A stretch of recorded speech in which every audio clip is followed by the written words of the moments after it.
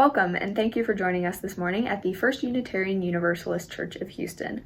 Our youth group put together our service for today in order to honor Earth Day. Those who are participating in the service are Alexandra Dominguez, Declan Brown, Aiden Murphy, Savannah White, and me, Marin Brown. Our service explores sustainability and our relationship with animals through a spiritual lens, focusing on the idea that the world is an interdependent web of all existence of which we are a part. For those of you who are new to our congregation or our online services, we invite you to stay after the benediction in order to hear more about Unitarian Universalism. Now, we invite you to hear our call to worship.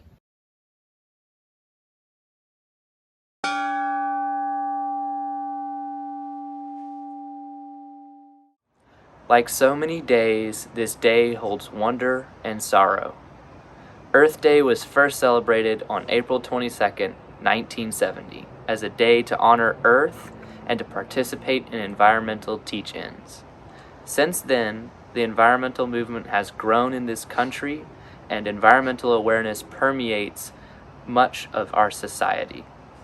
At the same time, the environmental problems we face have grown as climate change, which had already begun in 1970 but was hardly recognized, has had deeper and graver impacts on Earth. Problems with consumption and other environmental degradation have also grown with the world's economy and population. There are promising signs too. Alongside these problems, we have begun working on solutions. In the process, we're healing some of the other hurts of our society.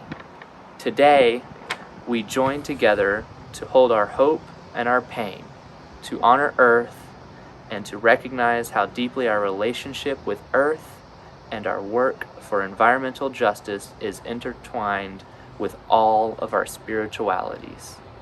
This is not the work of one day, but today we especially turn our attention to honor the Earth and to reflect on our interdependent relationship with all.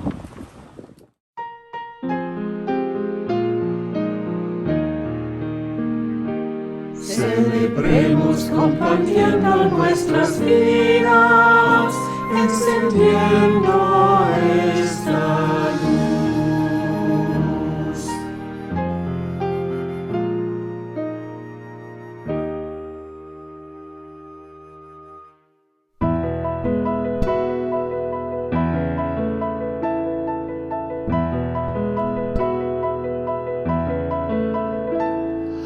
Though below me I feel no motion, standing on these mountains and plains, far away from the rolling ocean, still my dry land heart can say, I've been sailing all my life now, never harbor or port have I known. The wide universe is the ocean I travel, and the earth is my blue boat home.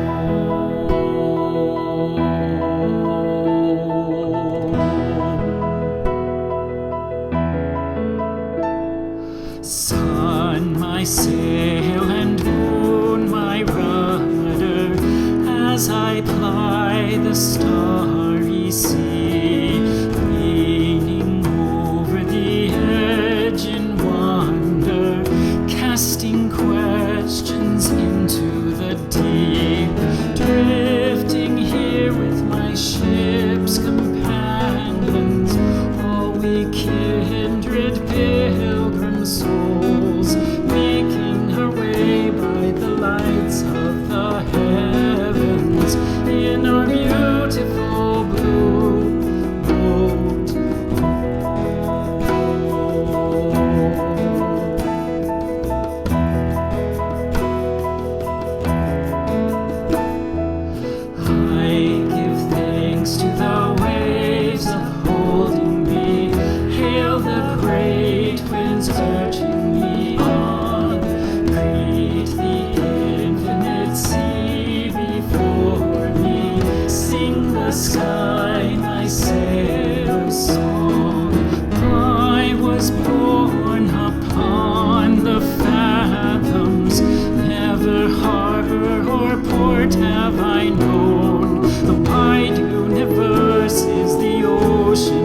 I travel, and the earth is my boat home.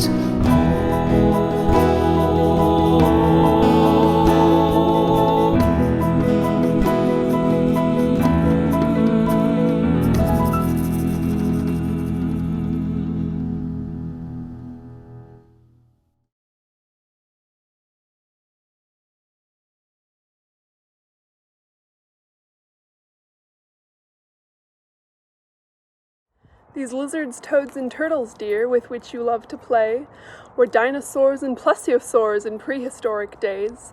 They fought the armored ankylosaurs and wild brontosaurus, glyptodons and varanids and hungry platyosaurus, shark-like ichthyosaurs and flying pteranodon, tyrannosaurus, chronosaurus, and treacherous trachodon, shrieking archaeopteryx, triceratops as well, and those that I cannot pronounce nor even try to spell.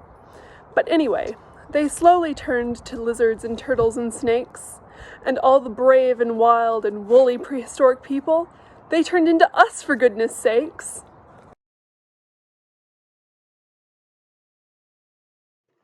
Please join with me in the spirit that some call meditation and others call prayer.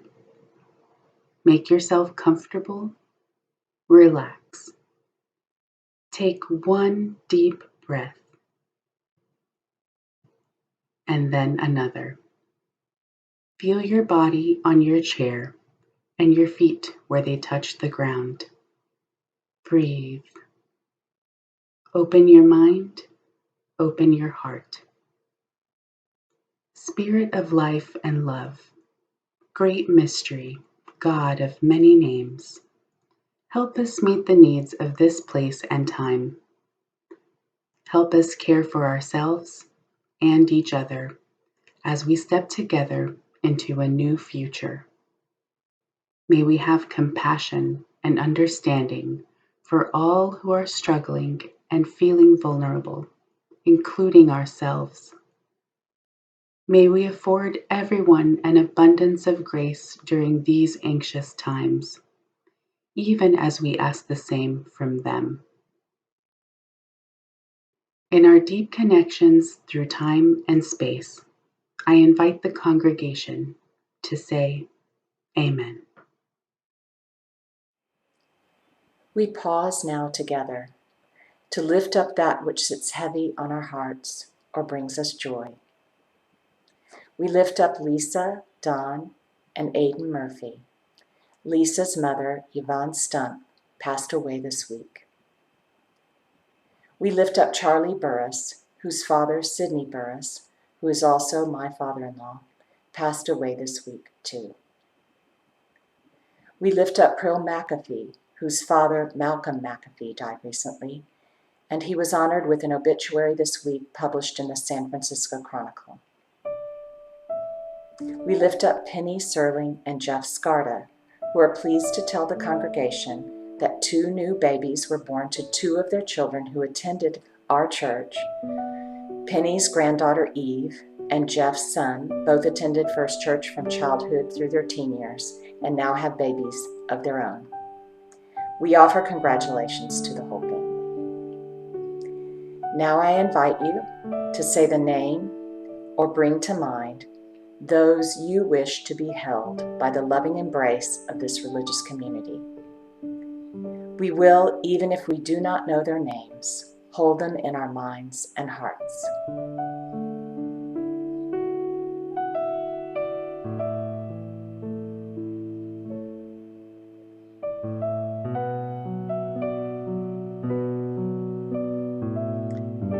In this great cloud of witness and memory in this beloved community, we hear these names and we hold them in our hearts as we pause in awe and wonder of the mystery that is life. In the spirit of love, hope, and compassion, I invite each of you to enter into a time of silent prayer, meditation, or reflection.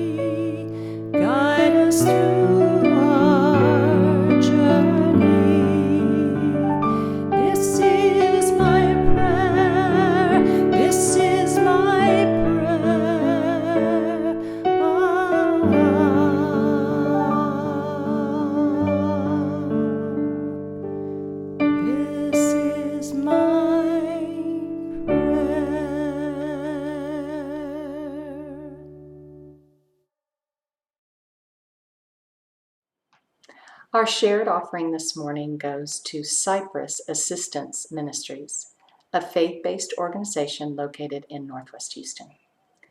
By making resources available to individuals and families facing adversity, they provide a helping hand towards self-sufficiency through a food pantry, a goods and clothing center, support for job searches, GED and ESL classes, and financial assistance. Your contribution today will specifically go towards utility assistance for distressed families who are suffering economic losses from the pandemic and from the recent freeze. Public and private funds for rental assistance have become available, but not funds for utilities. And so Cypress Assistance Ministries is filling that gap. Our church is weaving a tapestry of love and hope. And we hope you will give generously this morning. Thank you.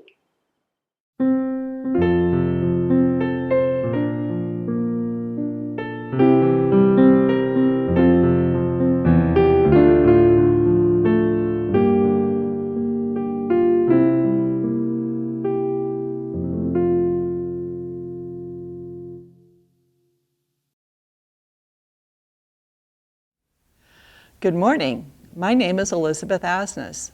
I would like to share a couple of seminal experiences close to my heart, which will serve to illuminate the importance of what this church means to me, faith in community. Through this church, I had the great opportunity to attend a regional conference.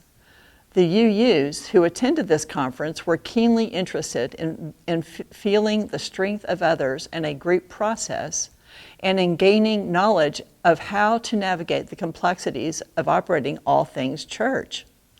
As a direct result of participating in this hands-on conference, I was thoroughly exposed to the inner workings of how church actually works. The energizing part for me was to learn how to create an engaging church service. I was well equipped to create my own coming-of-age service as an adult, and this is exactly what I did. Every single lay leader who was invited at the Museum District Church came to my Roadside Saints service at the Thoreau congregation. They came because they wanted to hear what I had to say. That is faith in community. Another seminal experience was when I attended my first Unitarian Universalist General Assembly the year it was held in St. Louis, Missouri. I was able to participate in a covenant group there for the first time. The 15 people who populated this daily meeting were a microcosm of our magnificent faith tradition. Among us, there was ethnic, racial, and geographic diversity. There was educational and professional diversity too. As a direct result of my participation in this covenant group, I was able to place my singular self into a much wider and deeper social context that enriches me to this very day. The faith I feel in this community has led me to create my own little ministry. These seminal experiences are not flashpoints in the pan that is my life. They are enduring as this hollow stem chalice I create in my backyard studio. Blessed be and amen.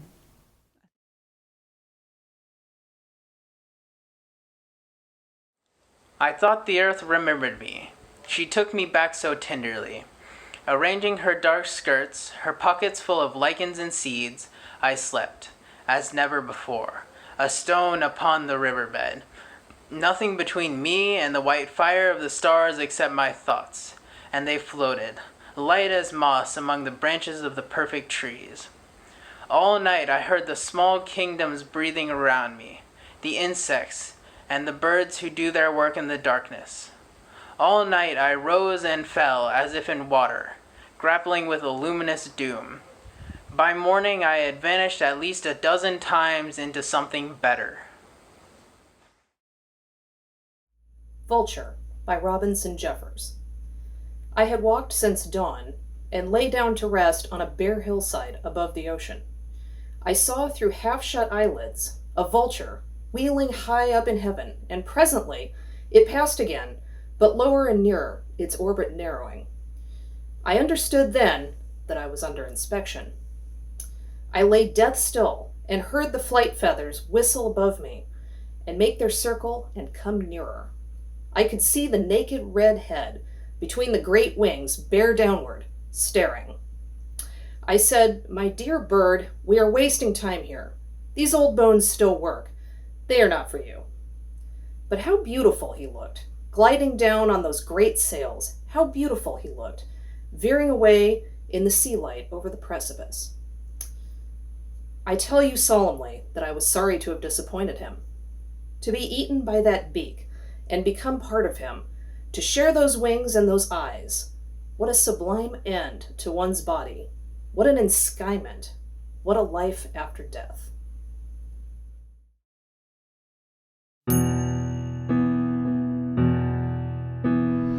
We are children of the earth, and we love our mother.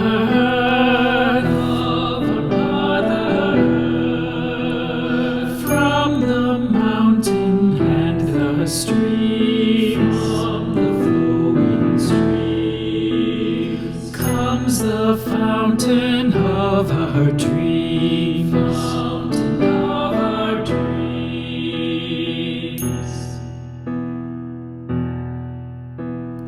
We dream of a village fair,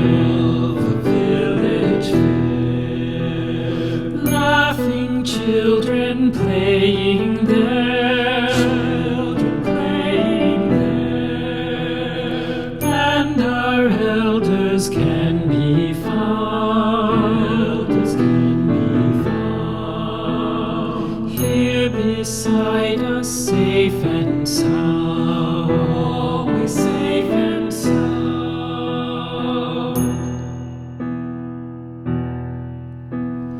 There is nothing to desire, more than home and hearth and fire,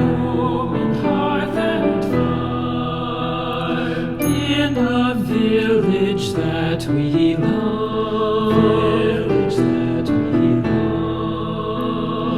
living side by side in peace, evermore in peace, evermore in peace, evermore in peace. Hi, my name is Kevin Fox. I'm one of the youth advisors at First Church. Our church's Sunday 9 a.m. book club is reading a book called The Soil Will Save Us: How Scientists, Farmers, and Foodies Are Healing the Soil to Save the Planet. The author, Kristen Olston, reports how the soil relates to climate change, including how healthy soil sequesters carbon and how it grows plants and trees that pull more carbon out of the atmosphere. I would like to share a story about how soil relates to me. The other day, I dug up paving stones under some grass. Apparently, the previous owner had something there that was taken down long ago and eventually buried by inches of dirt. I couldn't tell if it was part of a patio, fountain, or a back porch. That got me thinking about how soil chronicles our lives. Trees grow old, houses get torn down, flowers are planted. One of the few things that remains is the soil. When I walk outside, I'm walking on the same soil that the previous owners walked on. The same soil that the indigenous people walked on. I know this because we would find arrowheads in the soil. Soil can tell a story about those who came before us. I wonder what my soil will say about me. I encourage my son to dig deeper when he wants to see how deep he can dig. Will the next owners be able to guess why there's a 5-foot hole in the middle of the grass filled in with mulch? Will the next owners notice that we didn't spray pesticides and weed killer? Will the next owners know why they might dig up cat bones in a marker stone?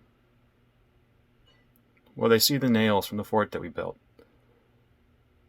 What will they say about me? I worked long hours at work, read a lot of books, and climbed mountains. But all that's gone when I'm gone. Dirt remains, and hopefully it tells the same story that my friends and family will say. that I was a good person. From a very early age, my mother exposed me to the world through the lenses of history and conservation. By doing this, it allowed me to slowly be introduced to the world without it being too overwhelming. So instead of it being like I was in the ocean with crashing waves all around, it was more like I was in a little tidal pool until I was ready to go out into the open ocean. For example, at the Museum of Natural Science, we recently saw the Pompeii exhibit. Here I was able to see how we as humans can learn from history and learn from mistakes. An example of that is that it's not good to build a trading town next to a volcano, or frankly, any town. Now at the time, they treated certain groups badly, and like most of the world, they too had slaves. Since then, we have now condemned slavery, so we changed for the better in that. But there is still a long way to go. As the Spanish-American philosopher George Santayana said, those who cannot remember the past are condemned to repeat it. In addition to going to the museums, we would also visit the zoo often. Experiencing the animals from all over the world made me more aware that every living thing has a place and a purpose, even vultures. Though some may hate vultures, we know that they eat dead animals that other animals do not want. Other predators don't want to risk eating dead animals because of the bacteria, and Medicare isn't exactly in the animal kingdom. So, quite frankly, we need vultures despite their odd behavior and odd appearance. Zoos also play an important role in conservation by educating people and preserving certain animal species. They also support conservation efforts for animals in their natural habitats by not only training the on-field experts, but also providing money and equipment for these types of long-term conservation efforts. Another way I've learned about the world is through dissecting animals at the Health Museum. I've dissected a cow's eye, a sheep's brain, and a pig's heart. As weird as that sounds. This allowed me to learn about what's inside animals' bodies. Though the average person may look at a sheep and see an adorable fluff ball, we learn so much by looking inside of something to understand how all these parts work to sustain that animal and how the whole animal fits into sustaining the world. If you look inside of an animal, you'll know more about their amazing bodies. You understand how their body works and how it ticks, and it becomes a lot more interesting. The understanding that I gained from history, art, and science, as well as animal habitats and autonomy, has sharpened my hopes and dreams for the future. I want to be a part of making a change for all different types of animals, and to change the lives of people who live all over the world. By having all of these places in an easily accessible way to all citizens, it will offer people the opportunity to not only learn from the past, but also learn about the future and how to be a part of that future. The end. This morning, we've explored the ways we as city dwellers might connect to the natural world by thinking about the soil beneath our feet, how it is treated, and what might be found there by the next generations. We've explored how we might connect to the natural world by learning what's beneath the surface of an animal's skin, or by watching animals from all over the world by going to the zoo. And I would add that Houstonians live among the squirrels and the birds in our yards and parks and have a relationship with them as well. Shel Silverstein's poem, Prehistoric, reminds us that we are also connected to the dinosaurs and to all life past, present, and future. I believe this. We are always part of the earth, and that connection will always be. We literally walk on the earth's surface, and so without it, we would have no home. As Jeffers reminds us in his poem, Vultures, we become part of other animals when we die. This circle of life can feel scary, and it can also be awe-inspiring. Jeffers says of being eaten by the vulture, to be eaten by that beak and become part of him, to share those wings and those eyes, what a sublime end to one's body. What an enskyment, what a life after death. It is an amazing way to think about death preceding life as well as ending it. But unlike Jeffers' poem, the general message of our culture is that we are separate from nature. At every turn, we create barriers. Perhaps it is protection out of fear. We engage in all kinds of behaviors that make us forget where our life truly comes from. In this poem by Mary Oliver, it speaks to our separation and our longing to return. She says, "The earth remembered me and took me back so tenderly." How do you feel when you hear those words? The earth remembered me and took me back so tenderly. And she goes on, "All night I heard the small kingdoms breathing around me, the insects and the birds who do their work in the darkness." This line of the poem brings up lots of different feelings. One is that darkness can be a time of fear for us. Sometimes it is for me. I've had emotion-filled dreams with great fear that include a pounding heart and difficulty catching my breath. But when I review those thoughts in the moments of wakefulness, it seems trivial and not worth the angst that my sleeping mind created.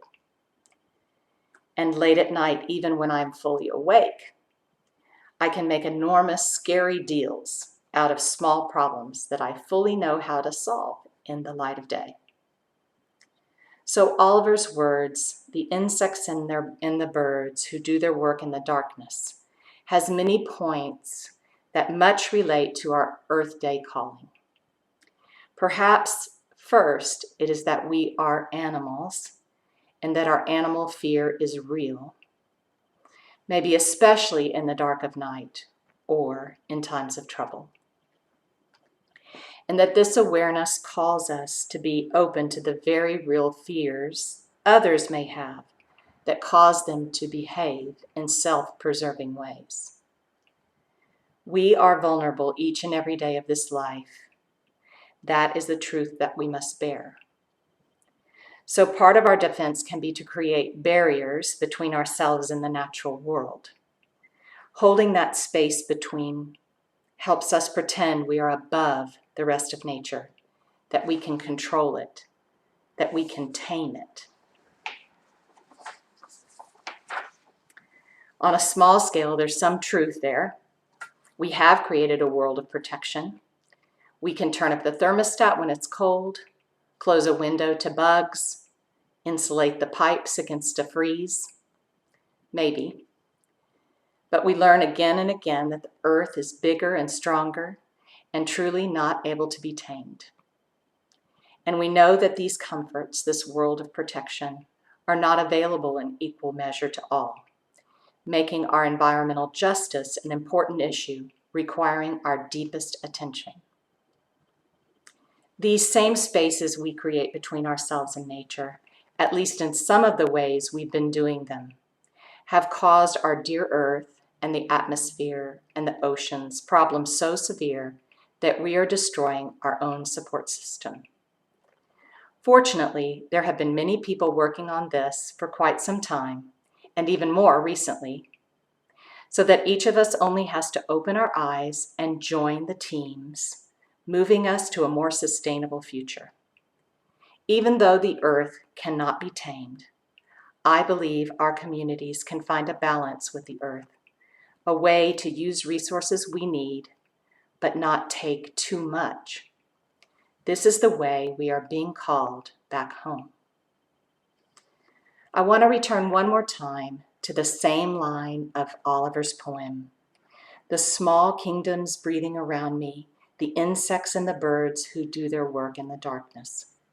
This line also makes me feel like I am not alone, that all these little creatures take care of their young, find food and shelter in a way similar to the way I spend my days. I feel connected, and in a broad sense, this connection is a spiritual one for me. It feels sacred to know I am related to all the creatures of the earth, to the rivers, and to the trees. I am linked also with other people from the past, the present, and the future, which calls me to stay present in my relationships and to make choices that help each and every one of us to thrive. I end with this. Let's imagine asking a few questions to our great-great-grandchildren, maybe 3 or even 7 generations in the future. Will they say we did a good job? Will they say we were good people? People who deeply understood our connections to others and to the earth? People who helped the next generation know these connections too? People who took care of our patch of soil, our yard's beloved creatures, and who cared for our neighbors, who deserve to be free from fear and protected from the darkness as much as we do. I hope so. May we try in all our fears and all our imperfections to do just that, knowing that we have each other, that we are not alone, and that each small thing we do really matters. May it be so.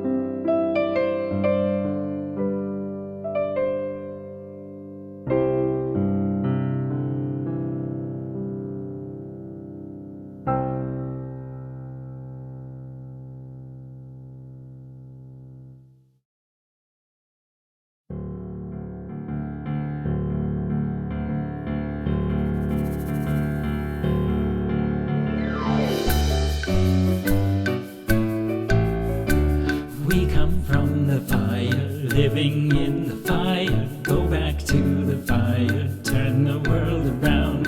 We come from the water, living in the water. Go back to the water, turn the world around.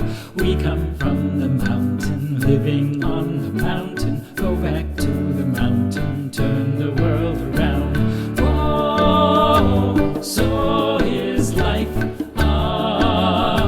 So is life. Whoa, so is life. So is life. Do you know who I am? Do I know who you are? See we one another clearly. Do we know who we are? Do you know who I am? Do I know who you are? See we one another clearly. Do we know who we are? Do you know who I am? Do I know who you are? See we one another clearly. Do we know who we are? Do you know you know who I am? See we one another clearly. Do we know who we are? See we one another clearly. See we one another clearly. Do we know who we are? Oh, so is life a batiwa. So is life. Whoa, so is life a batiwa. So is life.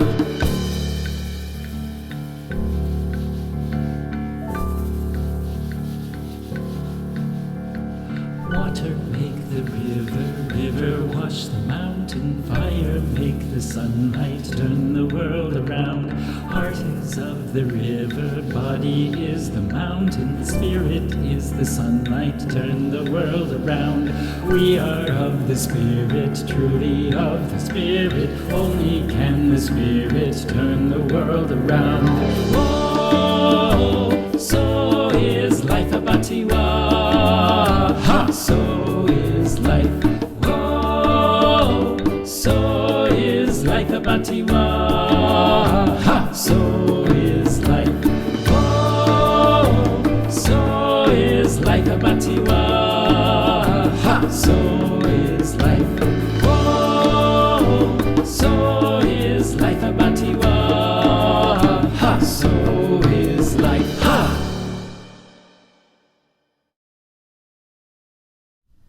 We extinguish this flame, but not the light of truth, the warmth of community, or the fire of commitment.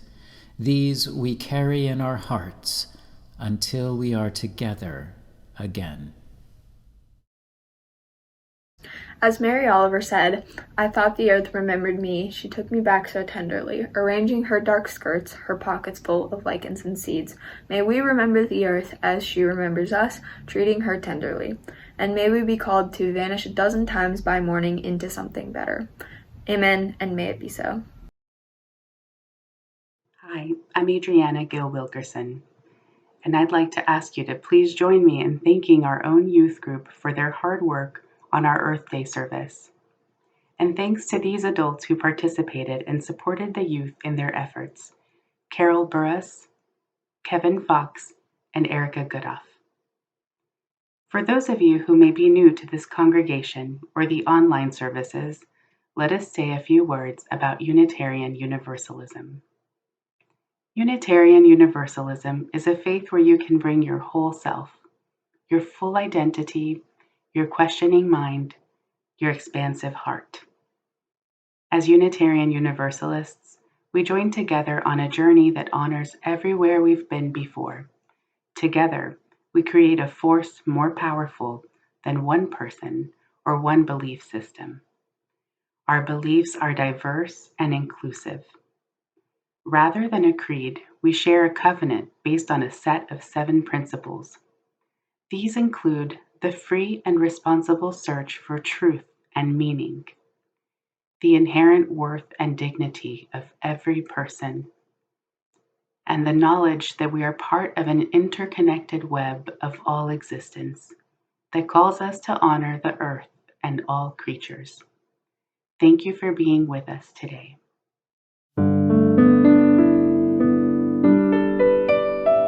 Our church continues to meet online while a pandemic keeps us physically apart. There are groups meeting both weekly and monthly to keep you connected and engaged with our community.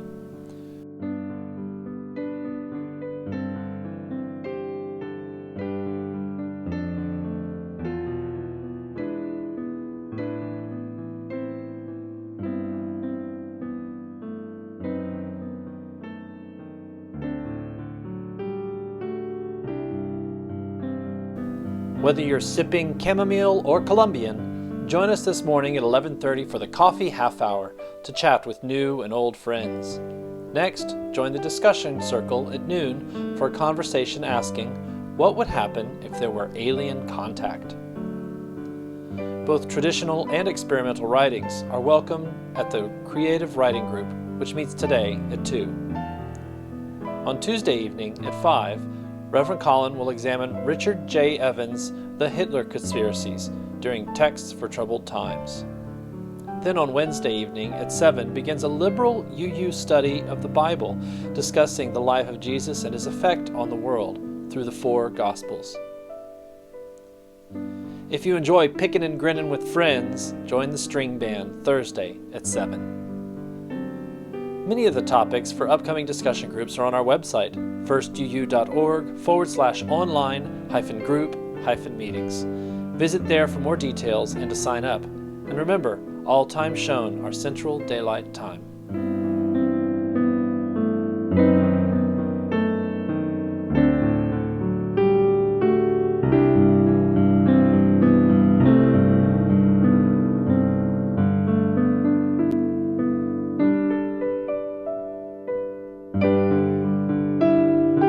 you.